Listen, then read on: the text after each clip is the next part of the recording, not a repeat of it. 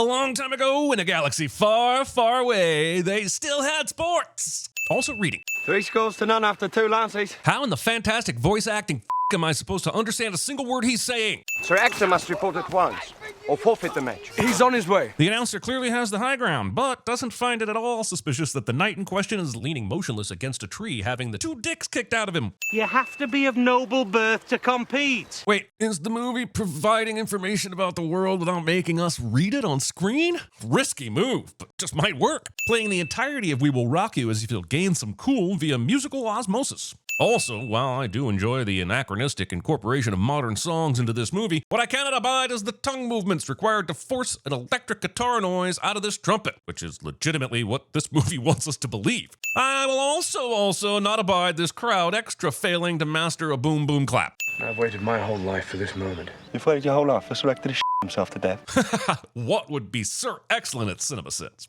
I'm afraid the final blow of the lance has bent it onto my head. Did William intend on getting hit in the head so he wouldn't have to show his face? Or when he decided to impersonate his master, did he forget about the part where he would eventually be unhelmeted in public? And technique? I have a month to learn that. You'll also have a montage, and they can work wonders for bridging all kinds of skill gaps. Name a man better with the sword than I. He's a peasant boy who has been raised serving a knight. So how did he end up being so great with swords? And how damning is this truth for the knights who have been training? I guess they should have tried being born the main character.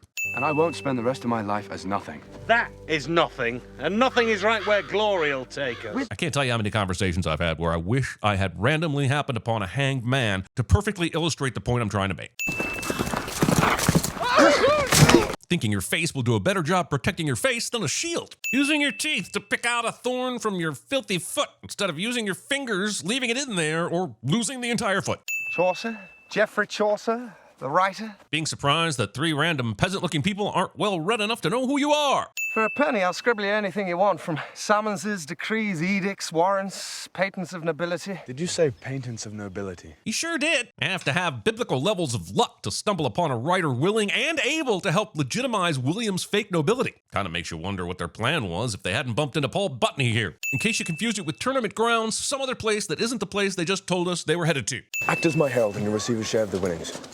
Done. Chaucer doesn't appear to realize that he never established how much of a share he was agreeing to. For a literate, crafty gambler, he sure is at negotiating a deal. You desecrate the house of God! Your house of God looks suspiciously like some 2001 effects on a green screen, so please forgive William for not realizing. Also, where did the scaffolding go? Did they finish the construction that quickly? After visiting New York, I didn't even realize that scaffolding was something that could come down. Oh, then a fox you shall be until I find your name.